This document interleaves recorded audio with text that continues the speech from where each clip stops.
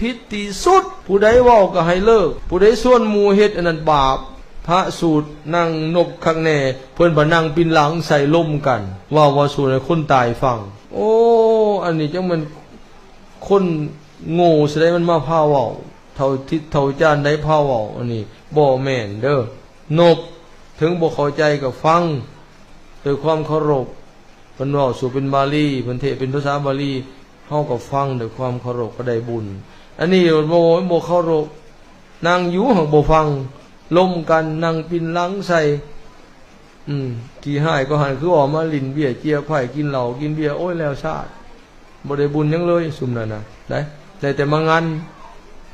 มาเปลืองอีกต่างหากขางัวเป็นตัวกับพ่อนั่นมาหุ่มกินน้ำคนตายมันบ่เป็นเฮือนดีแล้วมันจะเป็นเฮือนควงแล้วต่อไปนะเฮือนดีมันต้องมาแสดงความดีต่อกันมาช่วยเหลือกันมีเขานิดฮักพักเส้นหนึ่งเขาสารอาหารแห่งมาโมมาทานมาสดมาสวยกันมันจังแม่นบ่มันมาหุ่มกินมันสิดีในใดน่ะทุกอยู่แล้วบ่มันแห้งซ้ำบางคนปิ่นปัวจักเท่าใดเดือนตุนปีหลายปีก็บ่เซาเงินคำกำแก้วคนใส่เหล้าผัดตายซ้ำตายแล้วพี่น้องมาหุ่มกินควายตัวเดียวในของงัวตัวเดียวขาใช่ซ้ำเป็นหนี้เป็นสิน